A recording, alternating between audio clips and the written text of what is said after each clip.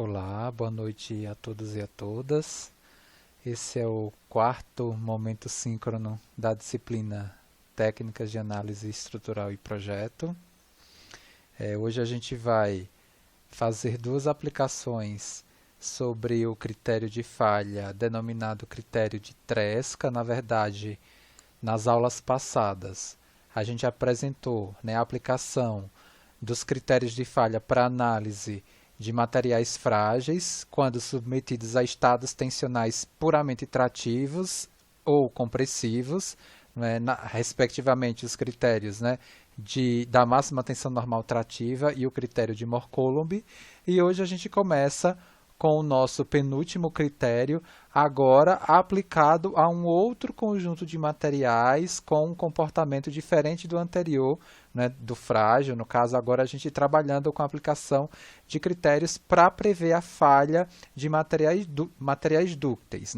O critério de Tresca também ele tem a denominação de critério da máxima tensão de cisalhamento. Se vocês lembrarem do material de referência nosso aqui do curso, que é o material lá do Proença que eu coloquei também, inclusive aqui nos slides aqui do nosso curso, a gente tem aquela envoltória de Mohr e tem a linearização da envoltória de Mohr. A1 a gente trabalhou com o critério da máxima tensão normal, a linearização da envoltória de Mohr 2, o critério de Mohr-Coulomb.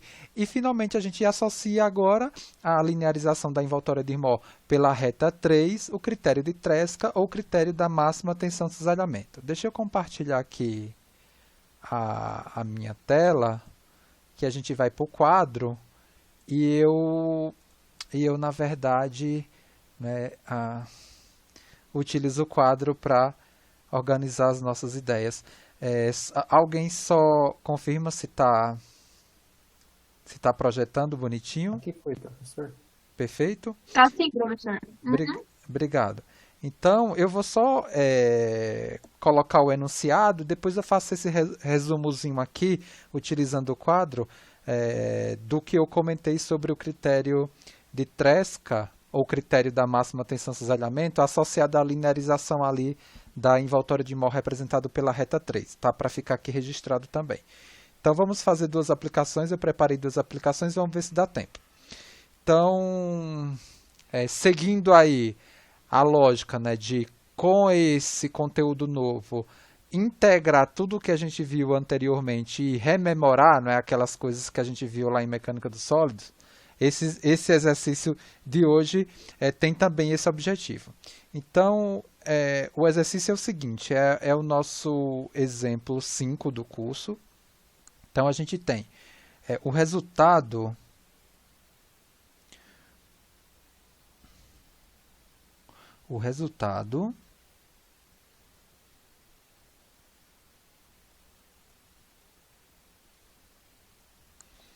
do cálculo de cargas internas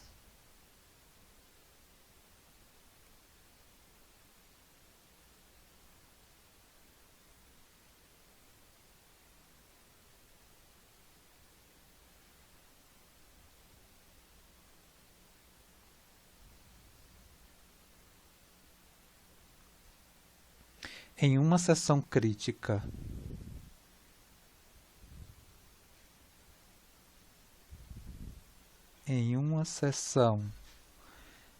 crítica ao longo do eixo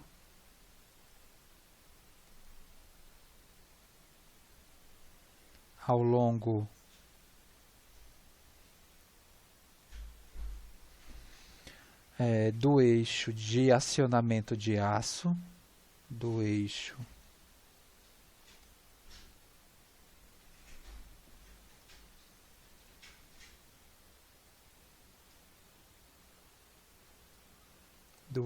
de acionamento de aço de um navio,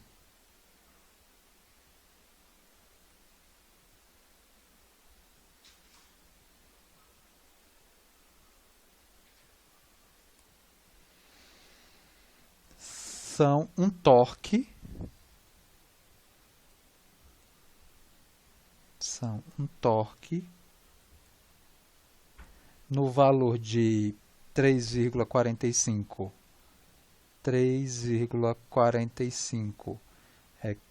kN metro, um momento fletor,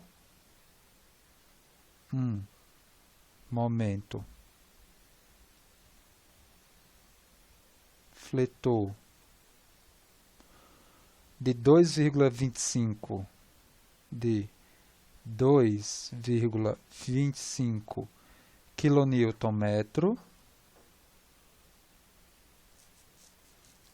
e uma propulsão axial e uma propulsão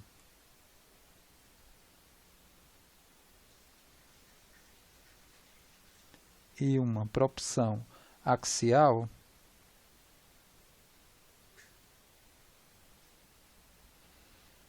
de 12,5 kN. Ele me dá o limite, né? Se o limite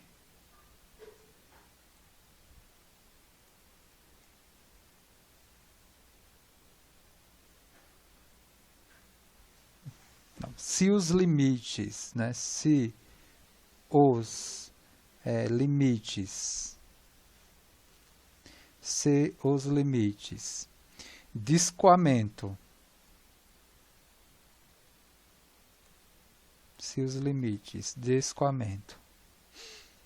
para tração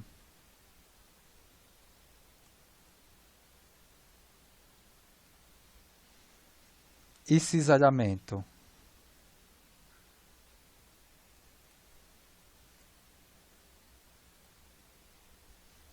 forem a tensão de escoamento, né? 700 MPa e o tal, né, de escoamento, e o tal de escoamento for 350 MPa, respectivamente,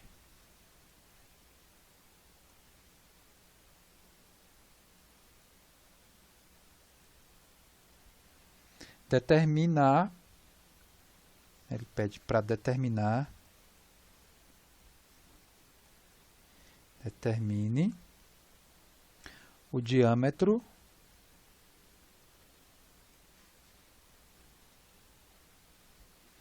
exigido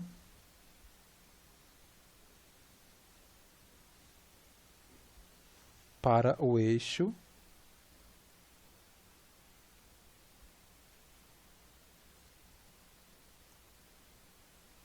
pela teoria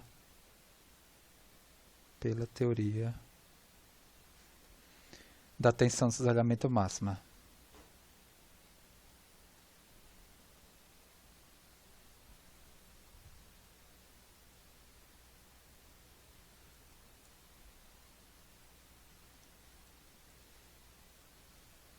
Então, como eu comentei,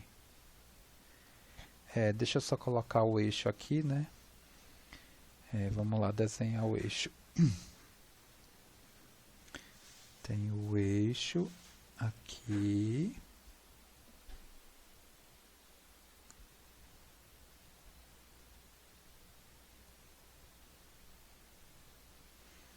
Vou colocar aqui o sistema de coordenadas na seção transversal, aqui definidos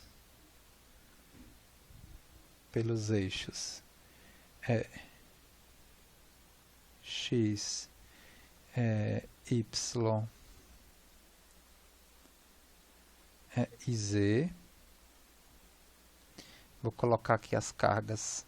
Eu tenho como cargas, como descritas aí no enunciado, essa propulsão aqui, deixa eu subir aqui, essa propulsão aqui de 12,5 kN, né? Ou seja, é essa propulsão aqui que é uma força normal à seção transversal de compressão, eu tenho esse momento torsor aqui de 3,45 kN metro, e eu tenho esse momento de flexão aqui, que é 2,25 kN metro.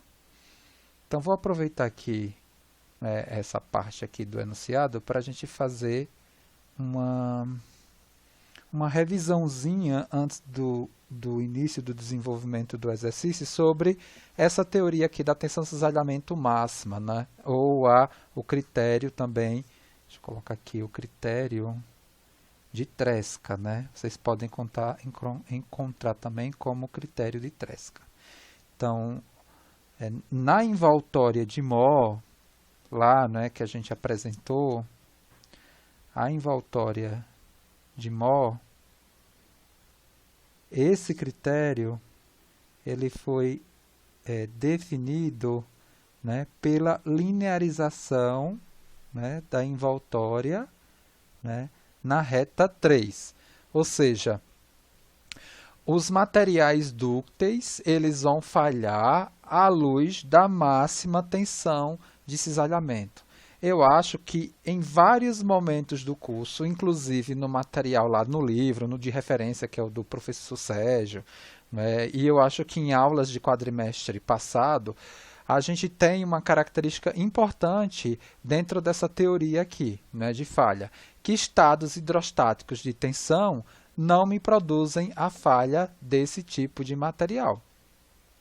E isso também comprovado experimentalmente, né? Um estado hidrostático de tensão é representado aqui no plano de Mohr por um ponto. Então, ele jamais vai conseguir ferir estados hidrostáticos, né? Seja de tração ou compressão, né? Ou seja, sigma x igual a sigma y igual a sigma z sem tensão de cisalhamento, né?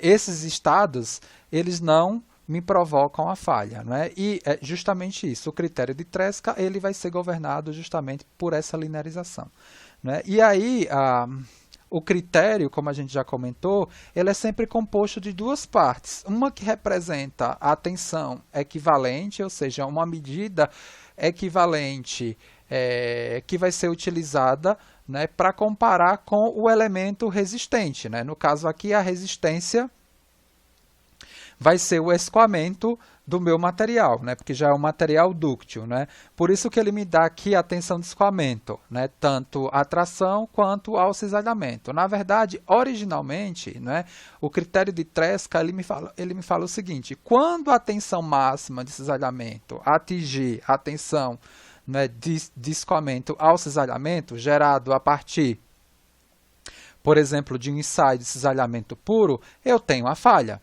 né? E aí, como é que a gente formaliza esse critério? A partir, né, da análise do círculo de Mohr, a partir da análise do círculo de Mohr, né, no 3D, eu sei que para uma situação tridimensional, a máxima, né, aqui eu tenho 3 círculos, tá? Porque é um problema no 3D, tá? A gente não pode perder essa lógica. A construção, né, dos círculos de Mohr para uma situação de estado tridimensional de tensões, ele vai ter justamente essa cara, onde a gente tem, né, aqui o sigma 1, que é a máxima tensão normal, a sigma 2, que é a intermediária, e a sigma 3, que é a mínima. A máxima tensão de cisalhamento ela vai ser obtida a partir, né, do raio do círculo maior, ou seja, do sigma 1 menos o sigma 3. Perfeito? Então, a tensão equivalente aqui, ou seja, a máxima tensão de cisalhamento possível, seria sigma 1 menos sigma 3. Ou seja, isso daqui seria a tensão equivalente. Quando isso daqui se igualar à tensão de cisalhamento, a tensão de escoamento no cisalhamento, eu tenho a minha falha aí pelo critério. A questão é a seguinte: muitas vezes você não tem esse dado aqui, né, tão facilmente como a gente tem esse dado daqui, que é a tensão, né, de escoamento à tração. E aí a gente usa o próprio círculo de Moore para relacionar o próprio círculo de Moore ou o próprio critério para relacionar essa medida daqui, né, esse tal daqui, né, com esse sigma daqui. É só observar no círculo de Moore justamente essa relação, né? Esse tal máximo daqui, ele vai ser relacionado, esse tal aqui vai ser relacionado com esse sigma aqui a partir da combinação, a partir da avaliação de um ensaio atração, né? Se eu pegar aqui, ó, um ensaio atração uniaxial e traçar o círculo de Moore, a gente vai ter essa configuração aqui, ó. Sigma tal, né? Ou seja, o problema, né, do ensaio atração aqui, eu apliquei uma carga P aqui, vou ter a minha situação aqui, né, aí até escoar o meu material, aqui é o material dúctil, né, aqui é o material dúctil, até eu escoar o material, aí eu consigo ter essa tensão aqui, que é a tensão de escoamento, né, gerada por um ensaio de tração uniaxial, e a tensão de cisalhamento máximo, né, nessa condição, ela se relaciona, né, com essa medida daqui a partir, né, da metade da mesma, não é? Ou seja, o raio aqui, não é, ó, que é a tensão de cisalhamento tal zero, na verdade é o sigma zero, né, sobre 2. Então, o que a gente tem, na verdade, nessa relação geral do critério, né, sigma 1 menos, aqui, desculpa, tá, aqui eu esqueci de colocar, né, o critério aqui, não é? Ele, na verdade, só para confirmar aqui, deixa eu apagar aqui, ele é sigma 1, é o raio, né, sigma 1 menos sigma 3 dividido por 2, né, sigma 1 menos sigma 3 dividido por 2, né, que é essa medida daqui, né, sigma 1 menos sigma 3 dividido por 2, me dá o raio que tem que ser igual ao tal zero. Eu relaciono isso daqui com isso daqui a partir de um ensaio de tração uniaxial, ou seja, ou o próprio critério, né, o sigma 1 é o sigma 0, o sigma 3 vai ser 0, então eu tenho que o tal zero é o sigma 1 sobre o sigma 2, que foi justamente esse valor daqui que eu encontrei. Eu volto lá na expressão anterior, né, e só substituo o tal zero agora pelo sigma 0 sobre 2, caracterizando o critério da máxima tensão de cisalhamento em função da tensão de escoamento à atração por essa situação aqui, sigma 1 menos sigma 3 igual ao sigma 0, que é a tensão de escoamento, tá? Ou uma ou outra. É claro que o próprio, veja, eu poderia utilizar, né, essa apresentação daqui, né, vai dar na mesma coisa. Por quê? Porque aqui eu já tenho o tal zero, né? Ele me deu também. Na maioria dos exercícios, o que ele vai te dar é isso daqui. E, geralmente, o que você vai encontrar de propriedade de material nos livros tabelados é isso daqui, não é isso daqui. Mas se você veja que uma é o dobro da outra, né? Essa é o dobro dessa, né? 350 vezes 2 dá 700, ou seja, sigma 1 menos sigma 3, né, tem que ser igual a 700, que é o que eu obtenho observando essa expressão aqui. Essa é uma discussão muito simples, só para justificar a questão das fórmulas que a gente vai usar, mas vale, né, a importância de ler o material para enxergar, por exemplo, o porquê, né, que o material dúctil ele se rompe, né, ele falha, né, ele começa a escoar com essa tendência daqui. Alguém consegue aqui fazer uma discussão a partir, por exemplo, do círculo de Moore? Veja, tensão aqui, né, normal, né, no círculo de Moore aqui está 90 graus, ou seja, a ação da tensão de cisalhamento, na verdade, aqui no real, ela estaria a quantos graus? No círculo de Moore está dobrado, então aqui é 90, aqui é quanto? 45 graus. Então, se as tensões de cisalhamento máxima estão agindo a 45 graus e elas são responsáveis, né, por escoar o meu material, faz todo sentido, né? Experimentalmente a gente enxergar, não é, o escoamento, né, do material com essa tendência de formação aqui, ó, né? De escoamento, né? Então é muito interessante você observar experimentalmente algo que você preveu, fez a previsão no modelo, né? Então está explicado aqui porque que o material dúctil ele falha, ele escoa com essa caracterização, diferentemente de um material frágil, né? Um material frágil submetido à tensão, né, normal, ele falha aqui, né, perpendicular, não é, à linha de aplicação da carga, não é? Tá? Então, esse tipo de discussão e esse tipo agora de interpretação, né, tem que estar claro na cabeça de vocês. Veja que isso tudo sai via círculo de Mohr, tá? Mas vamos voltar na nossa questão.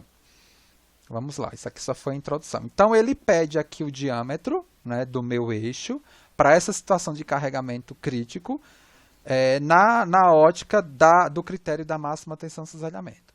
Então, aqui eu tenho uma tensão normal, ou uma carga, uma força normal, uma flexão e uma torção. Então, para a gente, na verdade, determinar as tensões principais, porque o critério ele é sempre escrito em tensões principais, eu preciso, de alguma forma, definir o meu estado tensional aqui, né, em locais que vai me dar um certo nível de condição crítica aqui do meu problema.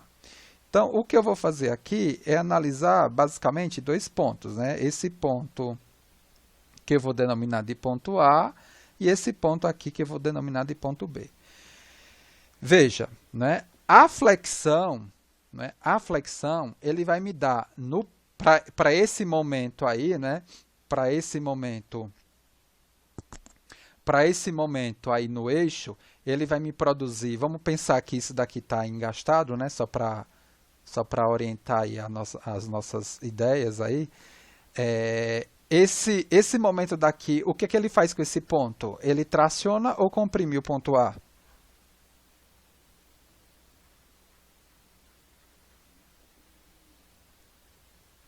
É só pegar a regra da mão direita, né? É só pegar a tendência de giro aí apresentada pelo momento e aplicar o polegar aí na direção, né, de Z. Ele vai tracionar o ponto A e vai comprimir o ponto B. Já a força normal, ele comprime a seção inteira. Então, de alguma eu vou ter aqui uma tensão normal, que parte dele vem do momento fletor e parte dele vem da força normal.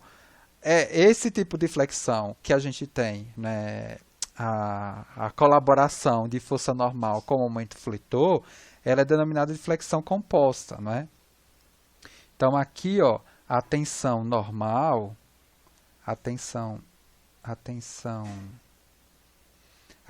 normal do nosso eixo, ele vai ser dado por essa expressão aqui, com sinais coerentes com o sistema de coordenada que eu coloquei lá anteriormente, tá? Então, eu tenho aqui que o sigma_x ele vale m sobre IZ vezes o ponto Y da minha seção transversal que eu vou analisar, no caso aí o A e o B, mais a força normal dividido pela área da seção transversal. Tá? E o meu estado tensional vai ser dado também pelo cisalhamento provocado pela torção. E o cisalhamento provocado pela torção de um eixo ele é dado pelo momento de torção, que eu vou chamar de T, dividido pela inércia polar, que eu vou chamar de J, vezes a posição, né, do ponto no raio ali da minha seção transversal. É claro que a gente vai buscar a situação crítica, né? Não vou colocar raio não, tá? Na direção radial, que eu vou chamar de C. C vai variar de 0 até o valor do raio.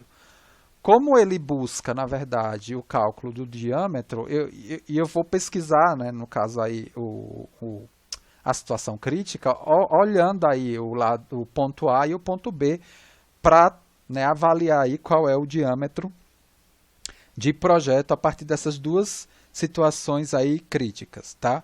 Nesse sentido, para eu estimar o sigma x e o tal xy nos pontos A e B, eu vou precisar da área da seção transversal, né, πr ao quadrado, vou precisar da inércia em y, da inércia em z, né, da minha seção circular. Isso é fácil, isso eu posso encontrar, né, nos livros, nas tabelas de característica geométrica das seções transversais, que vale πr a quarta sobre 4. Eu sei que também o iy vale a mesma coisa, né? É o πr a quarta sobre 4, e a inércia polar, na verdade, é a soma dessas duas inércias, né? Então, eu vou ter como inércia polar aí, para a torção, o valor de πr a quarta sobre 2. Então, eu já tenho as características geométricas, tenho as expressões para o cálculo das estimativas de tensão nos pontos críticos do eixo, que é o ponto A e o ponto B. Agora eu já consigo, na verdade, estabelecer essas tensões no plano. Eu tenho também as expressões para o cálculo das tensões principais no plano. Basta escrever tudo isso, compor uma equação aí, para depois eu avaliar como é que eu vou conseguir calcular esse diâmetro. Então, vamos fazer isso. Deixa eu colocar aqui ponto A. Vamos analisar o ponto A. Então, no ponto A, eu vou fazer aqui esse desenvolvimento tentando compactar aqui a apresentação do desenvolvimento para organizar aqui as ideias, tá? Olha só, como eu vou calcular um diâmetro, tá? O diâmetro eu vou deixar ele em metro. E vou tentar compatibilizar as unidades aí. Depois eu vou mostrar, né, como é que eu fiz aqui numa planilha.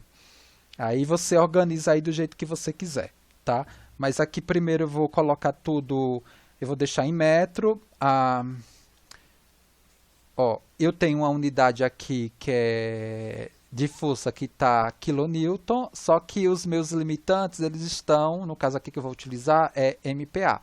Então, para eu compatibilizar aqui, eu posso colocar, né, 700 vezes 10 a 3 kPa, né, no sentido de eu compatibilizar todas as unidades, tá? Utilizar aqui 3,45, 2,25, 12,5, né? E aqui ficar 700 vezes 10 a 3 na fórmula, tá? Só não esquecer de fazer essa compatibilização para a utilização da expressão que a gente vai chegar, senão dá problema. Então, no ponto A, eu vou ter o quê? Eu vou ter, vamos lá, primeiro, o sigma x, ele vai ser, uma outra coisa, o momento aqui, né, ele traciona em cima, então ele é negativo, né, tá? Segundo a convenção, porque senão dá pau, né? Senão não vai fazer sentido com o sistema de coordenada que a gente aplicou e a expressão aqui que a gente apresentou. Então, aí, por exemplo, eu vou explicitar aqui os valores, vai, para não deixar dúvida. Então, eu tenho 2,2. Professor, Oi. desculpa te interromper, professor, mas o áudio ele ficou baixo e acho que está com alguma interferência. Deixa eu ver A aqui. gente não está conseguindo ouvir direito. Veja se melhorou. Melhorou. Então Sim. foi um botãozinho aqui que moveu sem eu perceber. Então, perfeito. Vamos lá, eu vou explicitar os valores aqui só para organizar as ideias e no ponto B eu já não vou explicitar mais. Então, eu tenho menos 2,25, tá? Então, isso daqui é kN. O menos é por conta que ele traciona em cima. Aí, o que é que acontece? O ponto Y que eu vou pegar aí, né? O Y do ponto do ponto A, ele vale menos o raio, né, porque o y positivo está para baixo, tá? E a inércia aí é 1/4 de πr a quarta. Perfeito, tá? E aí eu tenho que completar com a força normal, né? A força normal, ela aí sim é compressiva, é negativa. Ela vale menos 12, né? 12,5 dividido pela área da seção transversal, que é πr ao quadrado. Então, vou guardar isso daqui. Na verdade, eu posso até organizar um pouquinho essa expressão para deixar aqui do jeito que eu quero, que vai ser... Aí aqui menos com menos, né, dá mais. Aí eu posso organizar aqui com 9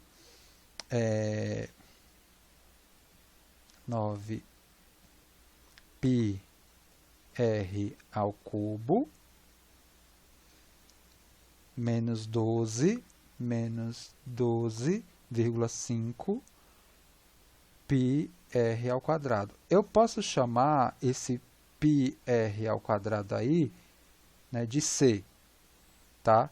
É diferente desse C aqui. Deixa eu colocar uma outra letra, vai. Deixa eu colocar B, tá? Vou chamar isso aqui de B. Então, eu posso aqui escrever esse sigma x como 9 B vezes R menos 12,5 sobre B. Isso só para facilitar aqui o meu equacionamento, né, dentro do que eu vou depois tentar resolver aqui mais para frente. Então, calculei o sigma x, eu falta calcular o tal xy para buscar o estado de tensão primeiro nesse ponto. Depois do estado tensional definido, eu preciso buscar as tensões principais, que é o próximo passo, para depois aplicar o critério e, consequentemente, avaliar um raio e um diâmetro possível desse desenvolvimento aqui que a gente está fazendo. Então, o tal, né, ele é dado por essa expressão. Vamos aqui passar a página e definir o tal xy aí. No caso aí é o tal yz, né? O tal YZ na seção transversal, né? Não, o tal XY mesmo, desculpa. É o tal XY na seção transversal, né? Que a primeira letra é associada a normal e o Y a direção que ele vai. O tal na seção transversal, né? O tal na seção transversal, ele é dado pela expressão, né? Torção sobre inércia polar vezes o raio. Então, nesse caso aqui, a torção, ela vale 3,45, 3,45. O ponto crítico vai ser o raio, né? O R, o meu valor lá, né, de C vale o raio, sobre a inércia polar, que vale πr a 4 sobre 2. Então, aqui eu vou organizar essa conta. Eu tenho aqui que vale 6,9. E aí, como eu chamei o πr, deixa eu colocar aqui, 6,9 é πr ao cubo. Como eu chamei πr ao quadrado de B, isso daqui vai ficar 6,9 dividido por B vezes o R. Então, no ponto, né, eu já tenho o meu tal e eu já tenho o meu sigma, meu tal xy, e eu tenho o meu sigma. Na aplicação do critério, eu preciso das tensões principais, né? Que no caso aqui no plano, geralmente a gente representa por sigma 1 e sigma 2. Cuidado, mas o critério, né, ele foi estabelecido no viés da tensão de cisalhamento máxima né, absoluta, e para isso eu preciso do estado tridimensional, né? E aí a máxima absoluta é sempre σ1 menos σ3. No caso geral do estado de tensão. Só que aqui esse σ1 e σ2 aqui, né, não necessariamente o σ2 aqui reflete esse σ2 aqui, tá? Isso aqui é por conta do problema plano. Aqui é a máxima e a menor no plano. Aqui no 3D eu tenho a máxima, a menor e a intermediária. Então, no caso plano, eu só vou relembrar aqui as expressões clássicas, né, para se determinar as tensões normais principais a partir do estado tensional. Então, eu tenho o sigma médio mais a raiz,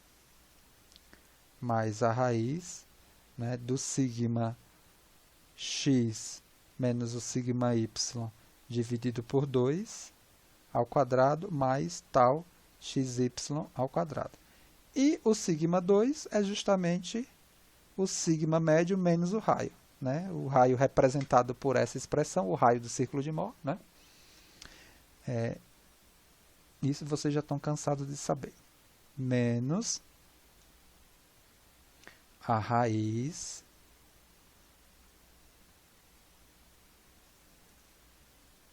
do sigma x menos o sigma y dividido por 2 ao quadrado mais tal xy.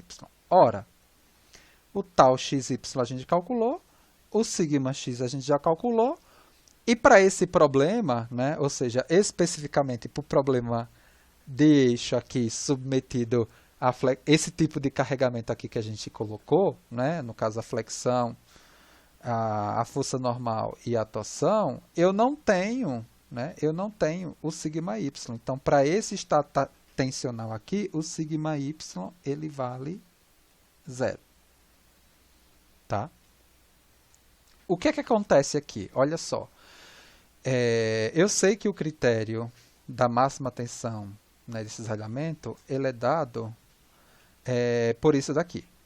Né? Ou seja, sigma 1 menos sigma 3. Só que é o seguinte, nessa situação do plano, né, na situação no plano, o critério, né, na situação plana,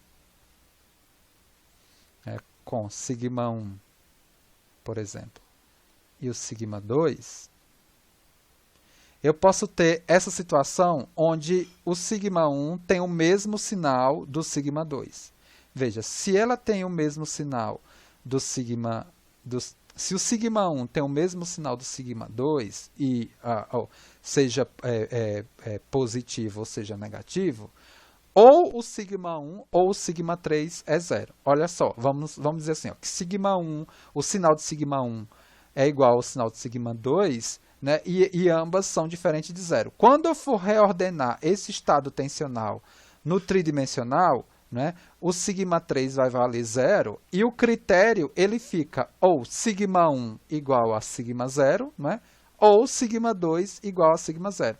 Vocês vão enxergar isso lá, né, quando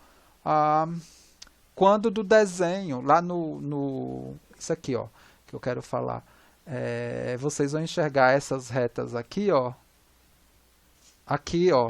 na região, né, no locus de falha do critério. Né? Depois vocês vão entender aqui, quando ele desenha, né, o locus de falha, né, aí eu tenho essa situação. Né? Tá? Vamos voltar aqui.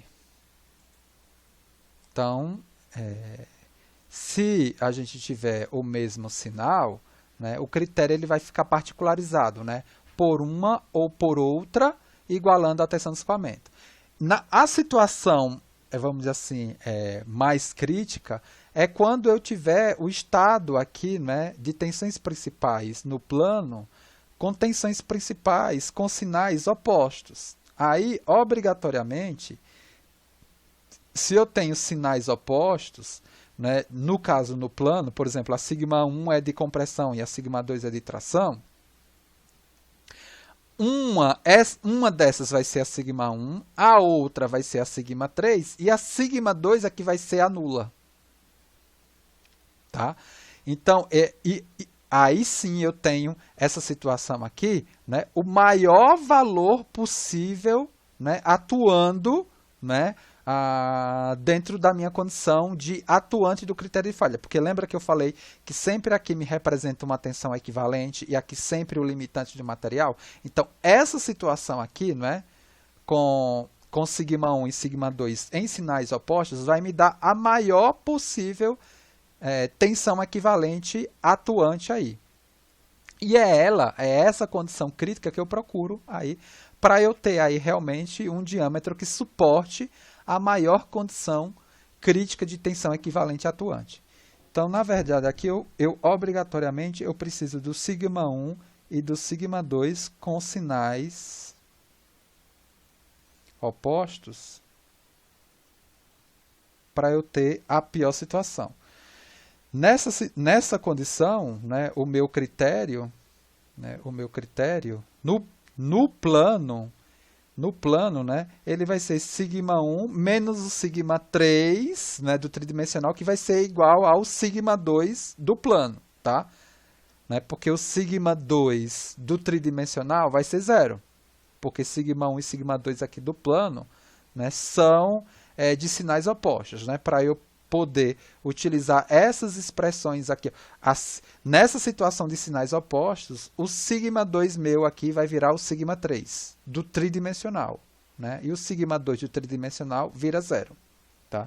Então, agora, o meu critério, né, no plano, ele fica sigma 1 menos sigma 2, né, igual à tensão dos comentos. Ora, eu tenho sigma 1 e tenho sigma 2, vai ser, veja, ó, vai ser esse menos esse. Então, essa parcela daqui vai sumir, né? E essa daqui vai se somar. Então, na verdade, essa expressão daqui, à luz desses dois elementos aqui, ele fica com essa cara daqui. Ó, é duas vezes raiz do sigma x menos zero, né? Porque o y é zero, sobre 2. Deixa eu organizar aqui. Sigma x menos 0 sobre 2 ao quadrado, mais tal xy ao quadrado, isso daqui igual ao sigma 0. Tudo bem até aí, gente?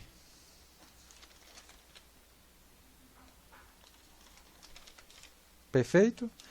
Eu tenho sigma x, o meu sigma x vale quem para essa situação? O meu sigma x vale 9 sobre BR menos 12,5 sobre B.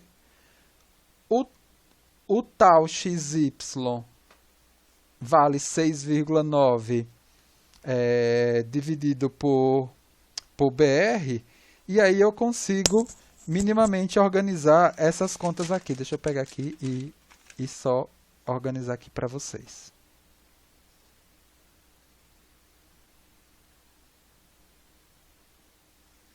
Então, eu vou ficar basicamente com essa expressão aqui, ó.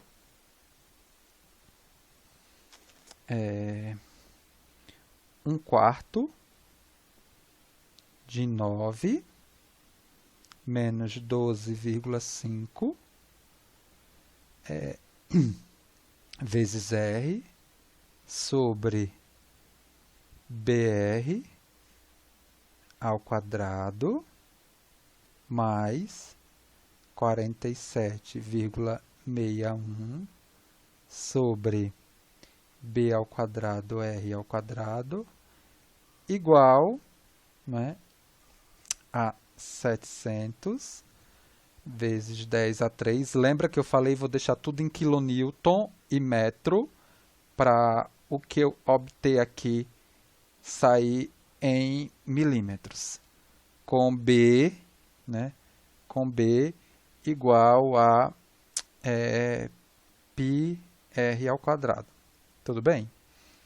Então, como foi que eu resolvi essa expressão aqui? Ou seja, como eu venho aqui, por exemplo, né, posso vir aqui e substituir o B aqui, fica só com expressão em função de R. Vamos colocar aqui, vamos explicitar aqui. Então, eu fico com 1/4 de 9 menos 12,5 R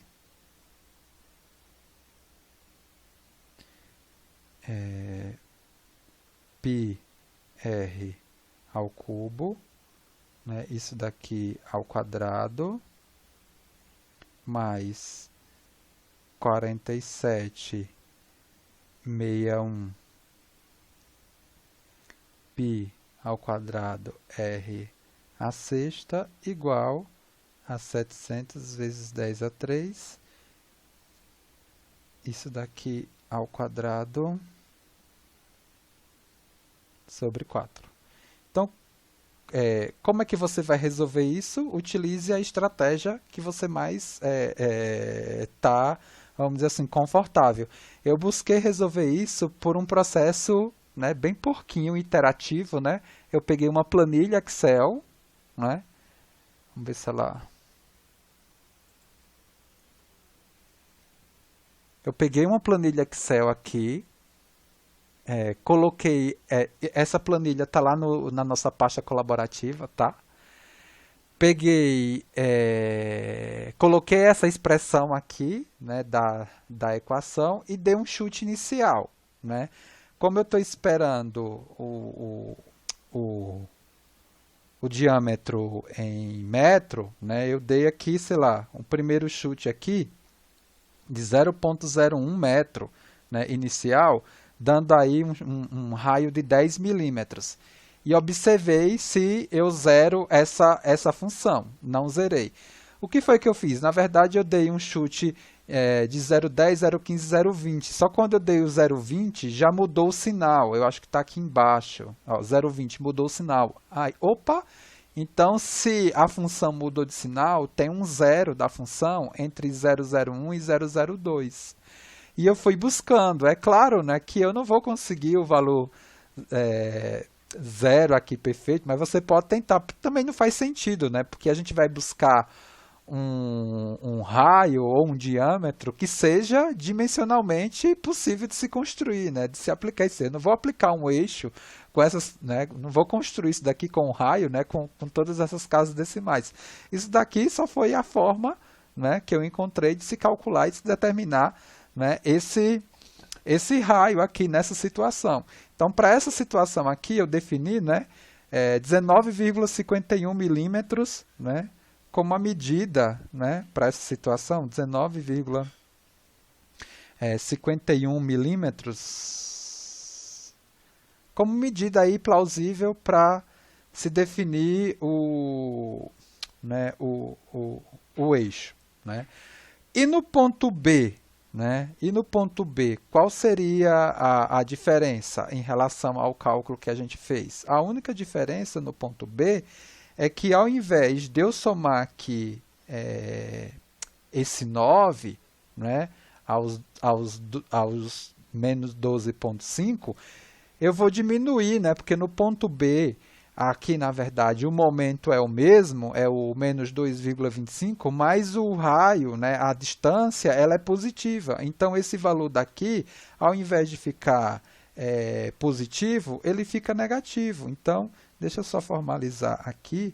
Então, na verdade, a gente vai ter basicamente as mesmas coisas, né? Só com o σx mudando.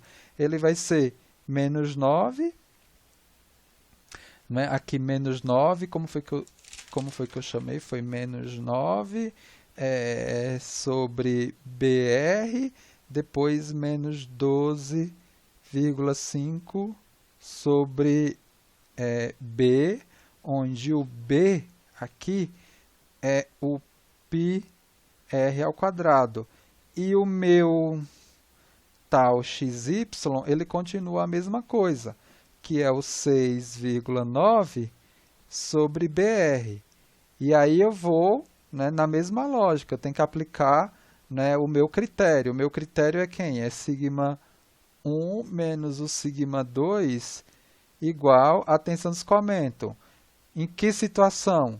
Na situação onde a gente considerou os sinais opostos de sigma 1 e sigma 2, né? Sinais opostos. É essa condição que me dá a tensão equivalente crítica, né? Seja num ponto, né, superior ou nesse ponto inferior. Com isso, eu vou chegar numa expressão similar a essa, né, a menos do menos que vai aparecer aqui. Então, se eu enxergar as passagens anteriores, eu vou escrever aqui, né, essa nova expressão, que vai ser o quê? 1/4 menos 9 menos 12,5 vezes R dividido por πr ao cubo, isso daqui ao quadrado, mais 47,61 sobre π2 R à sexta, igual a 700 vezes 10 a 3, isso aqui ao quadrado, sobre 4. Nessa situação aqui, eu utilizei, né, a mesma estratégia, foi a mesma estratégia. Eu fui lá na minha planilhinha para eu calcular, coloquei a expressão aqui, tá vendo? Copiei aqui, coloquei o menos aqui. E utilizei a mesma estratégia, né? Diferentemente dessa daqui, né? Essa, ela veio, qual foi o valor? Né? O valor, tá vendo? Deixa eu ver aqui, por que aqui deu negativo? 0953 0909. Essa expressão aqui é igual a essa, né?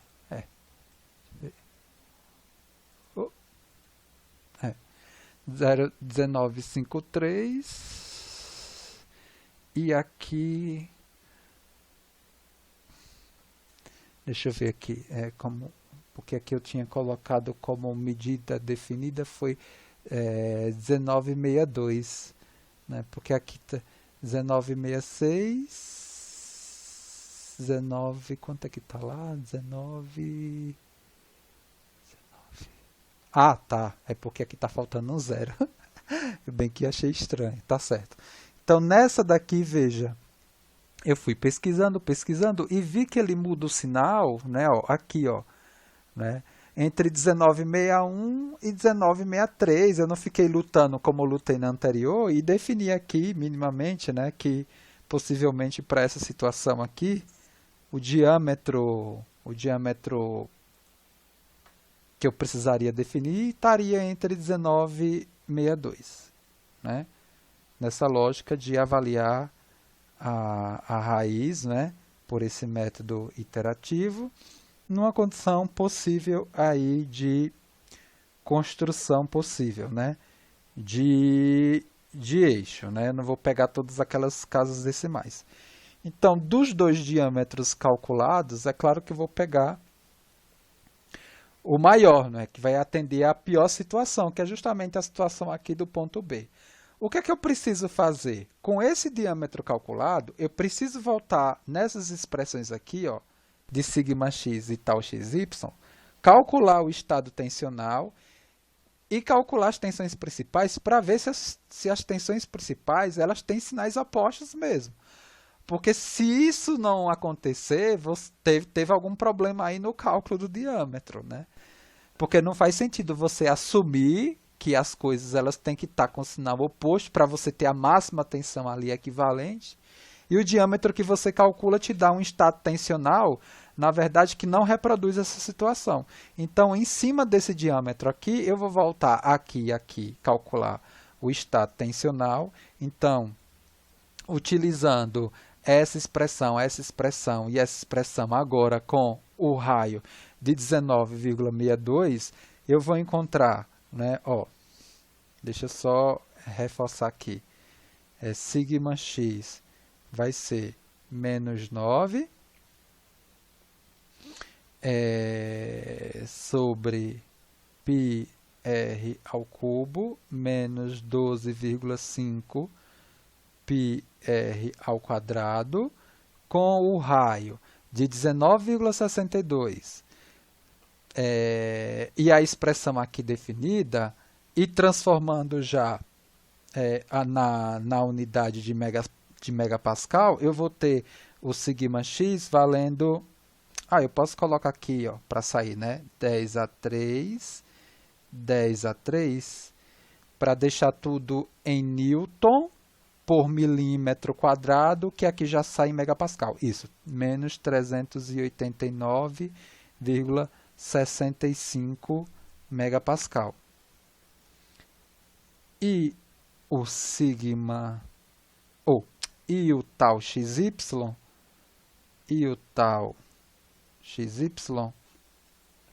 valendo 6,9 vezes 10 a 3 π r ao cubo. Isso daqui vai me dar 290,805 megapascal. E aí eu consigo calcular o sigma 1, que vai ser menos 389,65 dividido por 2, mais raiz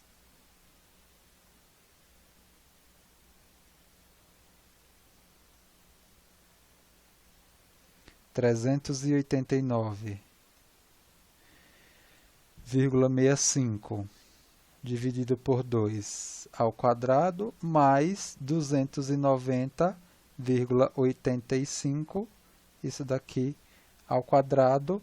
Então, eu tenho o valor de sigma 1 valendo 155,2 MPa. Professor, Oi? é 290,85 ou 805? Não, desculpa, 805. Deixa eu apagar aqui.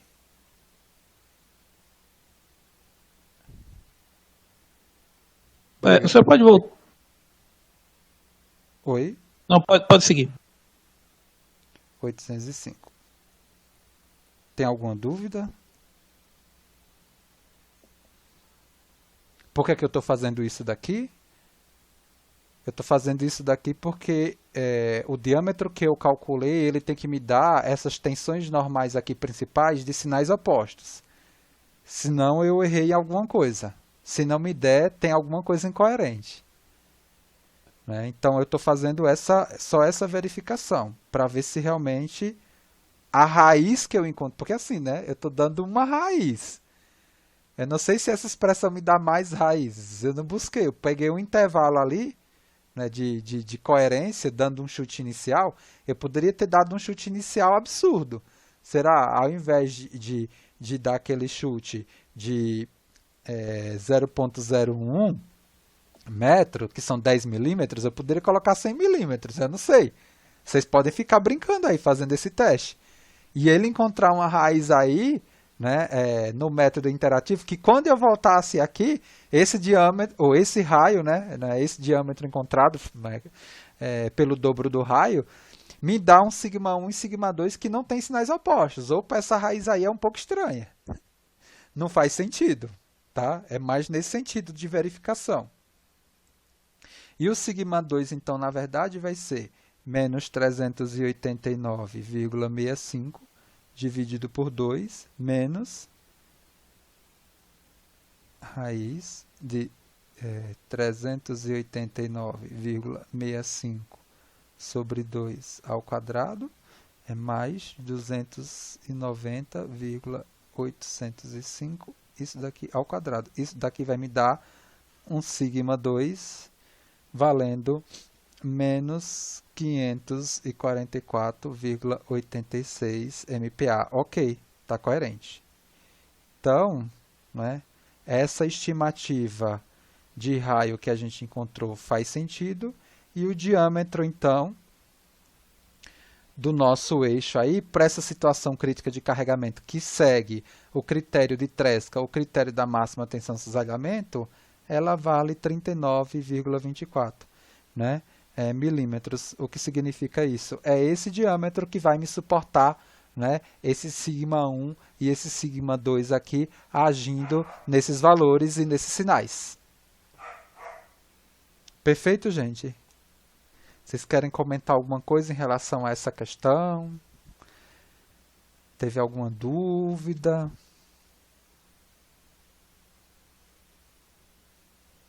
Hein?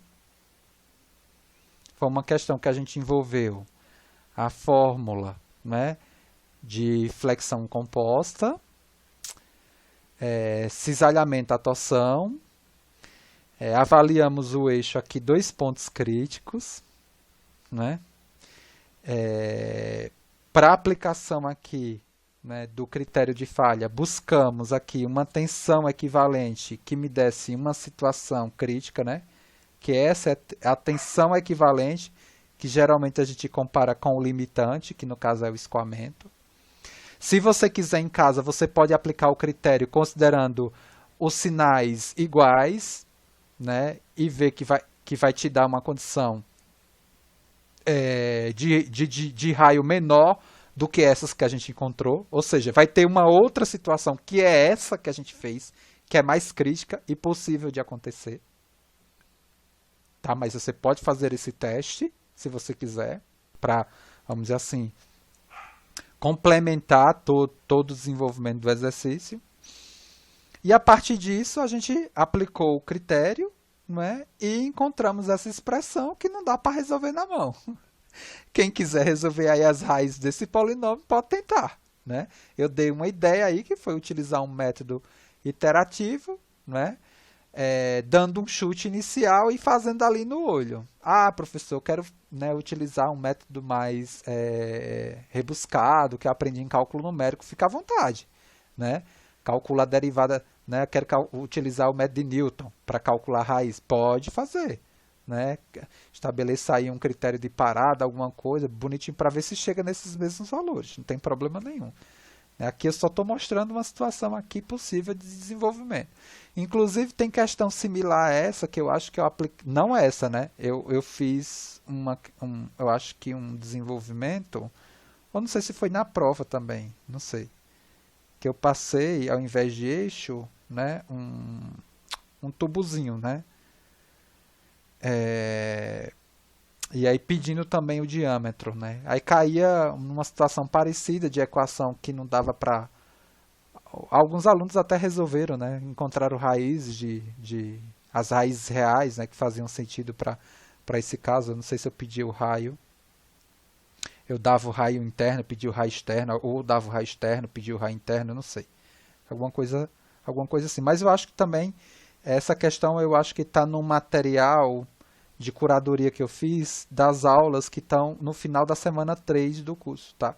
Então, tem uma aula de um professor que ele acaba explicando, né, esse exercício. E eu acho que eu passei na prova para ver se os alunos tinham assistido ou não essa aula, né? Se tinham dado lá uma visualizada lá no vídeo que eu tinha postado. Tudo bem? Dá tempo da gente fazer mais um exemplo, né? Um exemplo também que é rápido, né? Antes da gente finalizar o momento síncrono de hoje. É só para discutir alguns aspectos fortalecer, né? Algo que possivelmente vocês viram ou vão ver na teoria quando vocês lerem. Algo que eu quero, na verdade, ressaltar, né? Para não deixar passar, tá? Bom, vamos lá. Se uma peça de máquina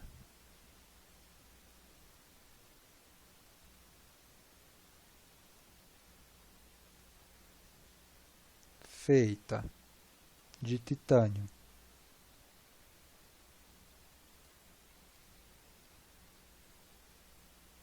aí ele me deu aqui a denominação do titânio TI 6A1. Em materiais e suas propriedades, vocês viram, né, o porquê da denominação e dos materiais com classificação tipo essa? Se não, é interessante vocês pesquisarem, né, o que esse tipo de de nomenclatura, né, caracteriza ou associa o material, né? E um ponto crítico do material e um ponto crítico no material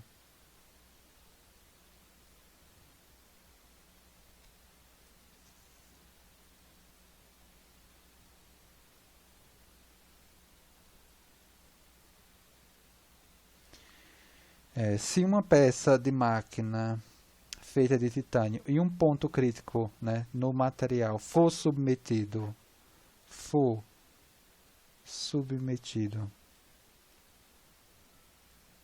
ao estado plano de tensão,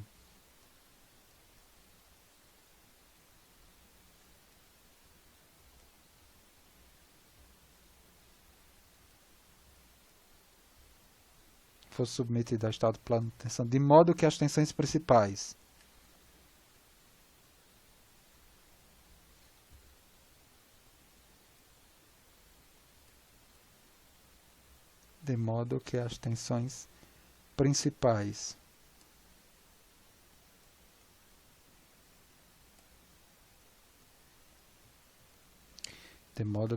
principais são σ1 e σ2 valendo a metade de σ1, determine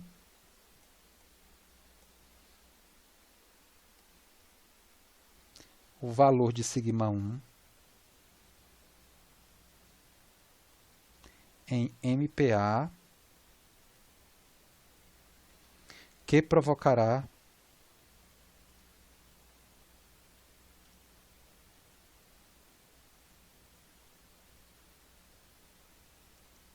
escoamento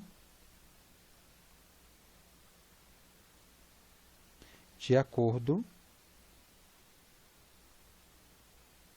com a teoria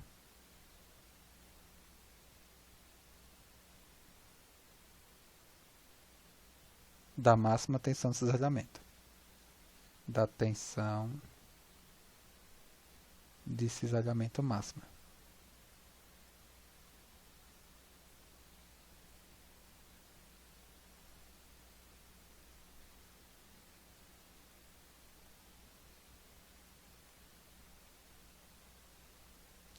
Então vamos lá. Então a primeira coisa aqui que eu preciso, né, para enfrentar essa questão é pensar o critério, né? O critério da máxima tensão de cisalhamento, né, ou de Tresca, ele é dado por essa expressão.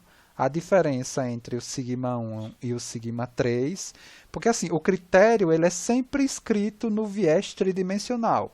E mesmo que eu tenha um caso no plano, né, ou caso unidimensional, eu tenho que escrever esse estado no viés tridimensional. Isso daqui me representando a tensão equivalente e aqui o limitante, né, ou seja, né, o limitante do material, né, dentro do que a gente já explicou, que foi definido a partir de um ensaio uniaxial.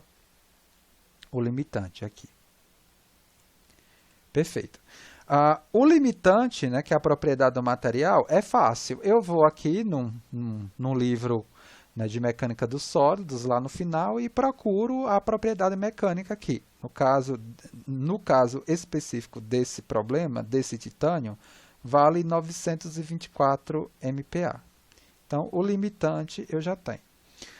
Ora só, o que é que ele falou? Né? Que a situação, né, crítica, né, num ponto lá do material da estrutura, o σ1 e o σ2 estão nesses valores. Aí eu tenho que parar e pensar, olha só o que a gente fez nessa questão. Nessa questão aqui, a gente não sabia de antemão qual era a cara dos sinais das tensões principais.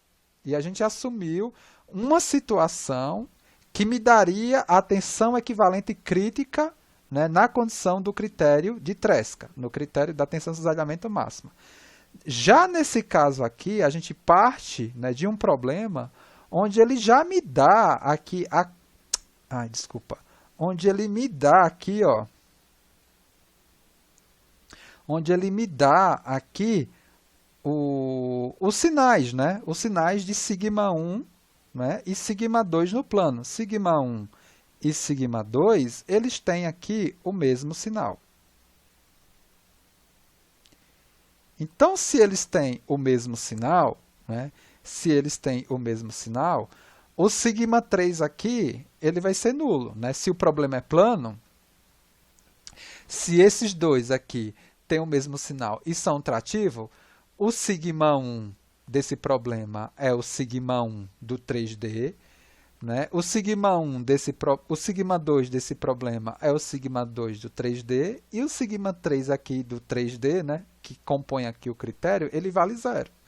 Então, na verdade, aqui, né, para essa situação, o critério ele é analisado de que forma? É sigma 1, né, o sigma 3 é zero, igual a 924 MPa. Então, na verdade, né, o critério aqui, ele me dá o sigma 1 valendo de 924 MPa. Né? Perfeito? Pessoal, Oi. eu não entendi por que nesse caso o sigma 1 e o sigma 2 eles têm o mesmo sinal. Você pode explicar de novo, por favor? Olha aqui, ó, foi a questão que deu. Ah, tá, perfeito, desculpa. As tensões principais são sigma 1 e sigma 2, né? Onde sigma 2 é metade de sigma 1, nos mesmos sinais. Ambas são positivas. Foi isso que eu falei. Então, a gente precisa, muitas vezes, parar e avaliar, né, a questão, a situação, problema que a gente tem, para a gente não fazer bobeira. Né? Pegar aqui, por exemplo, colocar sigma 1 aqui e o sigma 2 aqui no sigma 3. Não é assim, gente. Não funciona simplesmente substituição de fórmula. Eu falei, olha, a expressão do critério ela é tridimensional. E aparentemente, né, eu falei, eu vou fazer esse exemplo porque ele é relativamente muito simples. E muitas vezes a simplicidade, né, ela não está explícita para o aluno, porque muitas vezes o aluno quer substituir direto, né? O sigma 3 aqui vai virar o sigma 2. Muito cuidado. Né, que não vai virar. Por quê? Porque aqui eles são o mesmo sinal e ambos são positivos, tem um valor. Então, no ordenamento do problema tridimensional, sigma 1, sigma 2, sigma 3, com sigma 1 maior que sigma 2 maior que sigma 3, né, que leva aqui na definição e na composição do critério, que isso aqui é a máxima tensão de cisalhamento, dentro do que a gente discutiu no início desse momento síncrono, né? Ó, se eu pegar aqui o caso do círculo de Mohr no 3D, ó, né? Ó, eu vou ter aqui sigma 1, aqui sigma 2 e aqui sigma 3. Né? Ó, a maior, a intermediária e a menor. Né? Aqui, ó, o máximo, né? Aqui a reta 3 e aqui a máxima tensão de cisalhamento que atinge esse nível, que vai ser quem? Sigma 1 menos sigma 3 dividido por 2 igual ao tal zero. Depois a gente chegou nessa cara daqui com a explicação que a gente deu lá. Né? Ou seja, isso daqui, o tal zero, na verdade, é a metade desse valor daqui. E aí a gente consegue colocar o critério em função das tensões principais e de uma propriedade do material que é muito fácil de encontrar. Né, que é a tensão de escoamento. No caso do problema, como elas têm o mesmo sinal, né, o sigma 1 do problema, né, é o sigma 1 do critério, o sigma 2 do problema, né, é o sigma 2 do 3D, e o sigma 3 do critério vale quanto? Vale zero. Né? Eu poderia ter uma situação aqui do critério também, é porque aqui a gente está pegando, na verdade, a situação crítica. Se vocês observarem aqui no material, né, do Dolen, onde eu coloco aqui, ele me dá aqui, tá vendo, a composição do critério, no 3D, ele me dá todas essas combinações, entendeu? Tanto sigma 2, sigma 3, sigma 1, sigma 2, sigma 3 e sigma 1, que é a que eu estou utilizando, né? Porque essa aqui eu já sei que é o quê? Que é a máxima. Mas por que ele faz isso? Ele faz isso para fazer o desenho aqui, né? Dessas retas aqui, ó. No plano, tá vendo? Eu tenho aqui o máximo, né? No caso, né? No caso, o plano, né? A situação, né? O máximo disso, disso e disso, né? Para desenhar isso daqui. Se eu fizer essa situação aqui, possível do critério, né? Colocando, opa, deixa eu voltar aqui, volto. Se eu fizer essa situação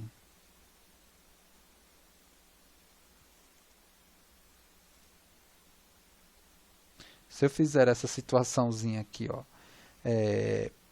possível, né? Colocar o critério como sigma 2 menos sigma 3 igual a tensão de escoamento, né? Nesse caso aqui, né? Com o sigma 3 sendo zero, né? Eu vou encontrar um sigma 1 aqui, ó, 924, né? Que é na verdade o dobro da anterior, mas essa situação daqui já me dá uma limitante, né? Menor, né? Do que essa daqui. Então, essa daqui não seria, né, o sigma 1, né, vamos dizer assim, descrito na situação, né, de máxima tensão de equivalente possível, tá? Então, na verdade, aqui a resposta desse problema seria sigma 1, né, no valor de 924 MPa. Tá? Essa questão eu coloquei justamente para fortalecer a apresentação do critério sempre no viés tridimensional. Se eu tiver um problema plano, eu preciso escrever as tensões no viés tridimensional para enxergar se a sigma 3 ela entra ou não na composição aqui, né, do critério, né? Se eu vou considerar ou não ela aqui. No caso aqui, como as tensões principais elas têm o mesmo sinal, eu sei que ela não vai entrar, né? Porque a terceira vai ser nula. Tá? Então, muito cuidado. Eu acho que em problemas, né, do período letivo passado, né, sobre esse tópico daqui, eu desenvolvo problemas onde eu, de alguma forma, também posiciono vocês nessa condição, né, de achar o estado tridimensional, né, o estado de tensão, mesmo na situação plana, encontrar as principais e depois posicionar esse caso plano no tridimensional para aplicar o critério sempre nessa condição aqui, sigma 1 menos sigma 3. Tá? Perfeito? Então, foi isso que eu preparei para vocês hoje, e aí eu deixo aí o tempinho aí para a gente interagir e tirar possíveis dúvidas.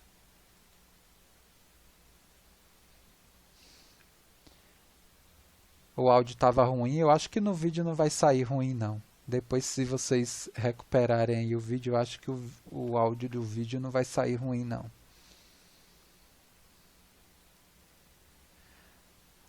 Vocês querem comentar alguma coisa? Já conseguiram estudar esse tópico? Não teve tempo?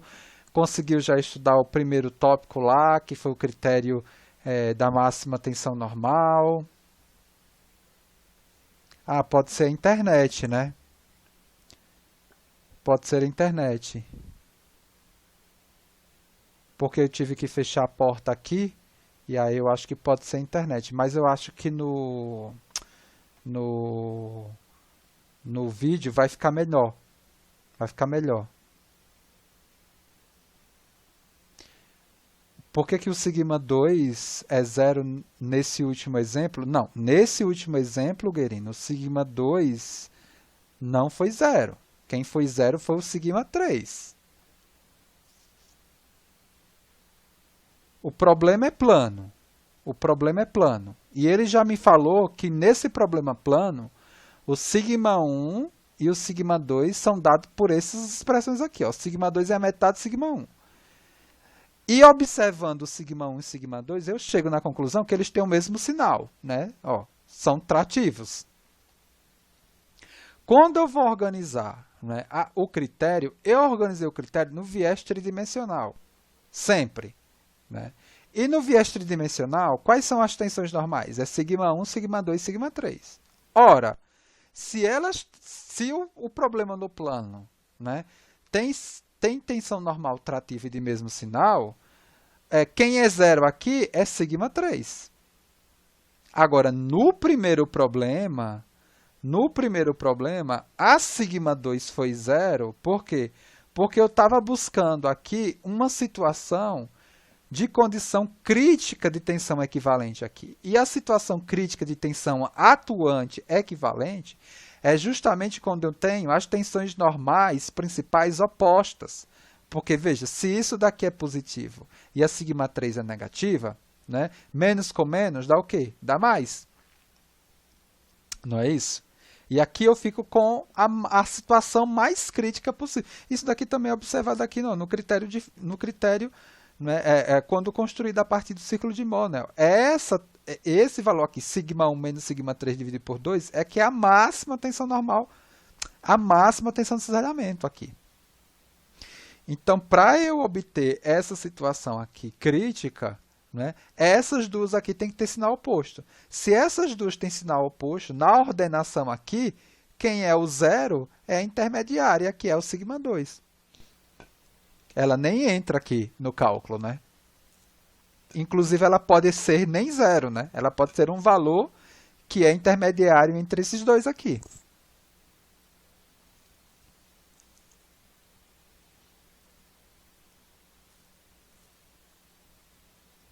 Agora, no caso plano, como o caso é plano, uma das três é nula, né?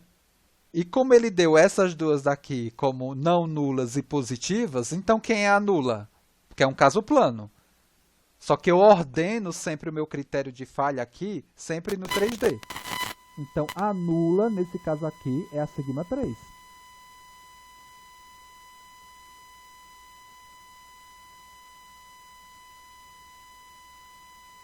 Nesse caso também aqui a sigma 2 ela tem que ser nula, né? Porque ela é plano também, né? O problema também é plano, né? O estado de tensão é plano, né? Então essa intermediária aqui do primeiro problema também ela é nula, né? Porque o problema é plano. Mesmo a gente ordenando, né, o critério de falha no tridimensional, né? Só que a gente precisa saber, sabe? Só que a gente precisa posicionar aí, né? Para o problema plano, quem é que anula?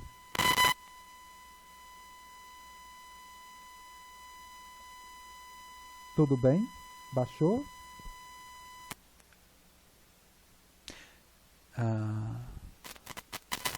Melhorou?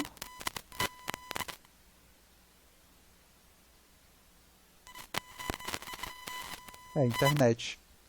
Então, nunca existe sigma 1 e sigma 2. Não, num problema tridimensional pode sim. Sigma 1 é maior que sigma 2, que é maior que sigma 3. Né? Agora, os sinais dessas coisas podem dar o que for. Só que quando eu tiver num problema plano, alguém tem que ser zero.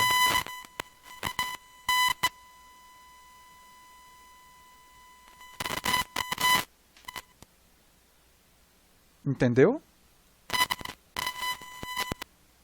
Se eu tenho um problema plano, alguém tem que ser zero. Né? Agora, se eu tiver num problema tridimensional, né, no viés tridimensional, né, eu posso ter as três todas positivas, as três todas negativas, as três todas positivas iguais. Isso me dá um estado hidrostático de tensão. Né? Ó, nesse círculo de Mock que eu desenhei, né? Nesse círculo de Mock que eu desenhei, um círculo de Moll genérico, as três são positivas. Né? eu posso ter uma nula, né? Eu posso ter uma negativa, uma nula e uma positiva num problema tridimensional, como estado tridimensional de tensões, né? Que eu falo, né? O estado tridimensional. Não nesse caso e não no outro caso que eu dei, que são casos planos. Agora, se eu tivesse trabalhado alguma coisa desse tipo, olha, eu te dou um problema com o estado tensional definido por esse tensor aqui, né? 6, 3, 2, 1, 3, 2, né? E aqui simétrico. Aqui é um estado tridimensional. Aí você vai buscar o sigma 1, o sigma 2 e o sigma 3 desse estado. Como a gente fez lá no início do curso, ó. Né, ó. Lá nos primeiros exemplos que a gente fez do curso, nas primeiras aplicações, né, aqui ó, eu dei um estado, né, no 3D e pedi para você calcular as tensões principais. Aqui ó, né, ó, as tensões principais desse problema aqui, por exemplo, foi sigma 1, sigma 2 igual a 90 e sigma 3 igual a 40. Inclusive não teve nenhuma nula, né? Mas eu sei que sigma 1 é maior ou igual que sigma 2, que é maior ou igual que sigma 3.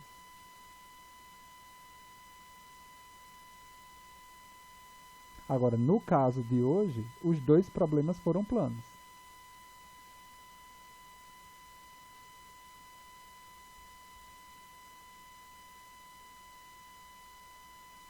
No caso plano, sim, sempre vai ter um zero.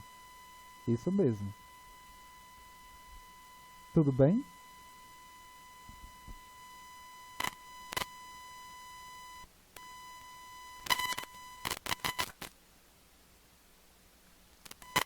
Alô? Perfeito, gente. Entendeu agora? Nos dois problemas que a gente fez hoje, os dois que a gente fez hoje são planos, e aí sim, um é zero. Só que vocês têm que sempre lembrar, o critério é posicionado e é escrito no viés tridimensional. Né? Esse critério e o próximo que a gente vai ver, que é o critério de Mises, que é na próxima aula. Inclusive, na próxima aula a gente vai comparar os dois critérios, né?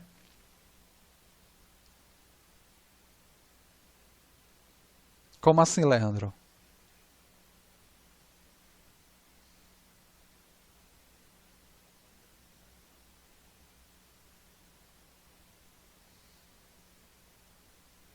É muito cuidado no livro, né, com a denominação que o livro que você pegar.